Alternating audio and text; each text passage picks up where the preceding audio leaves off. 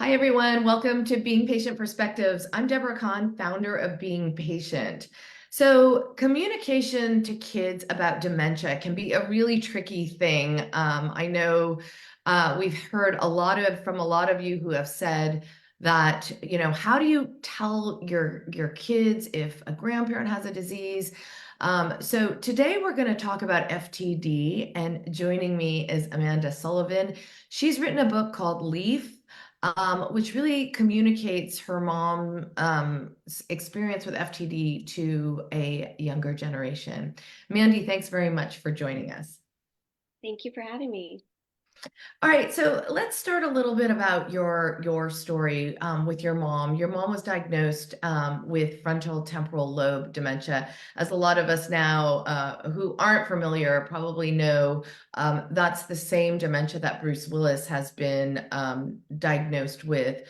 Tell us a little bit about kind of first signs and how and when your mom was diagnosed. Sure. Okay. Let's see. My mom was actually still teaching high school as an art teacher when her symptoms first presented. It was about early 2017. She was really beginning to struggle communicating, finding the correct words, expressing herself verbally. She was also just acting a little off. Fast forward to spring of 2017, and she was retiring at this point. She had been seen by a few different doctors. They had ruled out a stroke, a TIA, a CVA. We didn't have any diagnosis, though. We didn't have any answers. And that summer, her symptoms really started to increase in severity. So she couldn't follow a conversation. Would didn't she wouldn't remember the names of objects. She would substitute words incorrectly. We really saw her begin to isolate herself. She withdrew when we would have family gatherings, which was very unusual.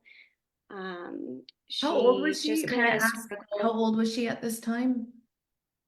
So she was 60. She had just turned, she's 64 or 65. She was in her mid 60s. I think she just turned 65 that February of 2017. And she at this point, she was even struggling to comprehend written language and spelling rudimentary words, and would have difficulty with just daily tasks of like loading the dishwasher or making a credit card transaction. And like I said, she was just acting a little bit odd. And we had a follow up appointment scheduled with the neurologist that October of 2017. And at this point, that was the first medical appointment that I actually attended with her. And my dad was there as well. And prior to that appointment, I had typed up notes, just brief social history, a list of her presenting symptoms, what we as a family had been seeing over the last few months. And I remember requesting further evaluation, whether that would be like a mini mental state examination or a mini cog test, clinical dementia rating, just to rule out or confirm what I suspected at that point was frontotemporal dementia, specifically presenting as primary progressive aphasia. And that's what Um, there's been a lot of publicity around that because of yeah, Bruce Willis, which is exactly. That's exactly exactly, what he was diagnosed with. yeah. Yep. Um, and so the neurologist did confirm that diagnosis. He ruled out Alzheimer's by doing a spinal tap. And at that Wait, point, sorry, I don't mean to interrupt you, okay. but I think this is a really important point. You said you suspected. How Mhm. did you know enough to suspect that? Because a lot of people wouldn't know that. Well, her symptoms match that disorder specifically. I also have some experience working in a hospital as a medical social worker, so I was a little bit familiar with various forms of dementia. Um, and that was something that I feared was the case, but I was hopeful wasn't. I really wanted to be wrong on her diagnosis. And after that appointment, I kind of transitioned into the role of overseeing her medical care. Um, Did and you have FTD in your family? Because I know that there are a percentage of cases where it is genetic. Yes, that's correct. We do not have it in our family. So I will be honest, it really caught us off guard. Her symptoms, watching her personality change so much. She was very vibrant, great in social interactions. She was very bubbly and cheerful, extremely articulate, great memory. And to see her change so drastically, it was very terrifying and heartbreaking. And we were not expecting. We don't have Alzheimer's or any form of dementia that runs in our family, so this really cut So us off guard.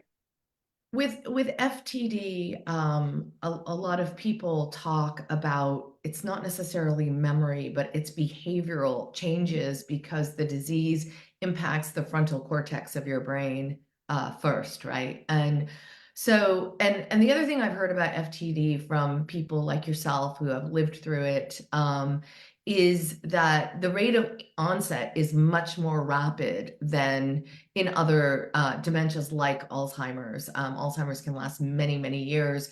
FTD tends to just accelerate quite rapidly. Is this what you were seeing with your mom? Tell me a Yeah. little bit about how she went from mom with completely normal to exhibiting these symptoms and what that was like. You know, she was, like I said, she was still teaching when her symptoms first started to present. And they did progress very rapidly. With by that uh, October, by that fall, she was really at that point beginning to be somebody that we didn't really recognize. And within 2 years of her post diagnosis, she was essentially mute. She could not talk verbally.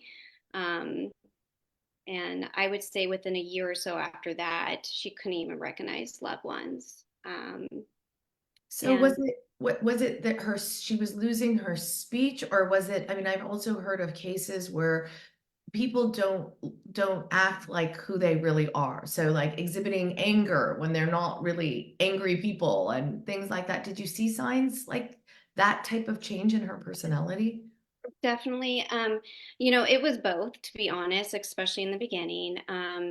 She, we saw that, we saw that communication piece where she's really struggled to express herself verbally. And also, I remember very early on, she would struggle to understand when listening to conversations. I remember her saying over, I don't know. I don't understand. And just her personality. She was withdrawing so much and isolating herself and acting a little off. And yeah, you did see that personality change. And it happened so rapidly. I felt like every time I saw her, there was a new symptom. There was Yeah. something that was missing. I can compare it to my mom with Alzheimer's. My mom's in a later stage of Alzheimer's right now and losing words, and she feels that frustration of not being able to communicate, right? So I get that, but I often wonder with FTD, because it's the front of your brain, how cognizant do you think she was about these changes that were occurring? So, when it first started that first year, maybe even the first 2 years, she was very aware. She would get extremely frustrated. I took her to see a speech pathologist for a little while to help her.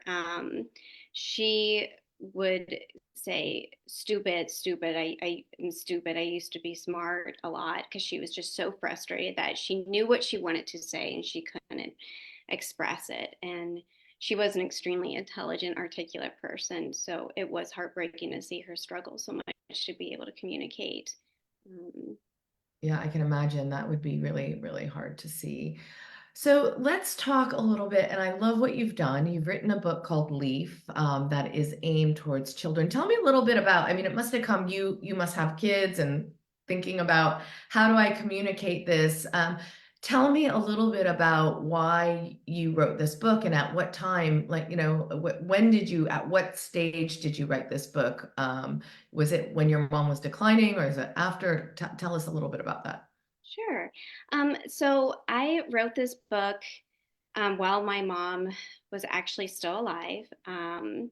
I began to work on it. The idea came pretty early just because I really struggle to find any children's books for my own kids that was about this specific type of dementia. Everything I found was more related towards Alzheimer's, which did not match the experience they were living.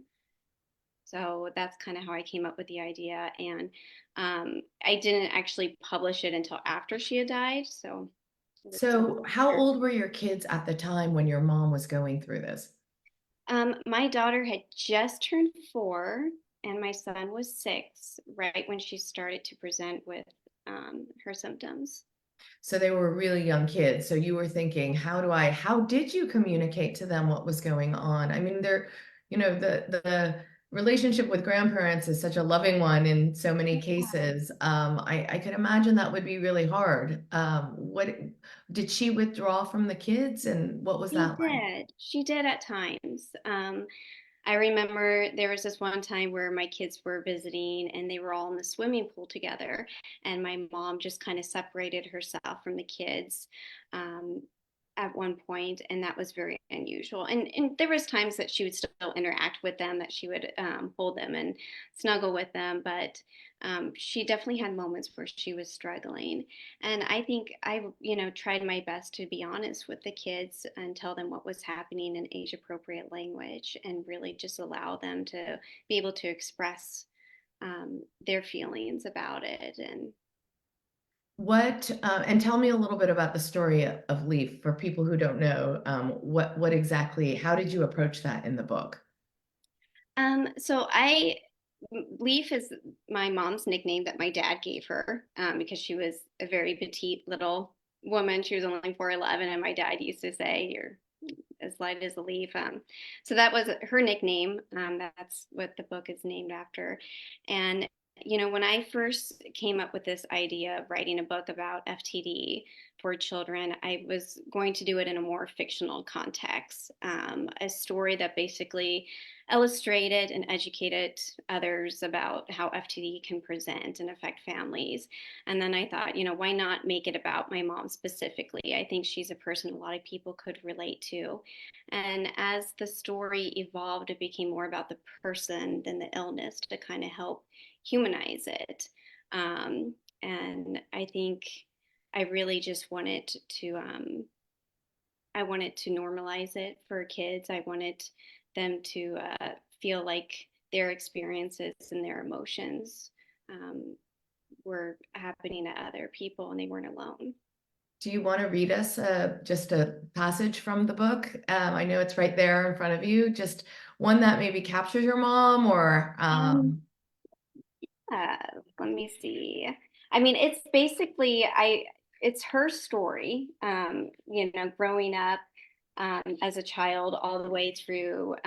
She was a very, very passionate teacher, very involved with her students, and so I basically just told the story of her, and then at the very end is when you really start seeing the dementia take over.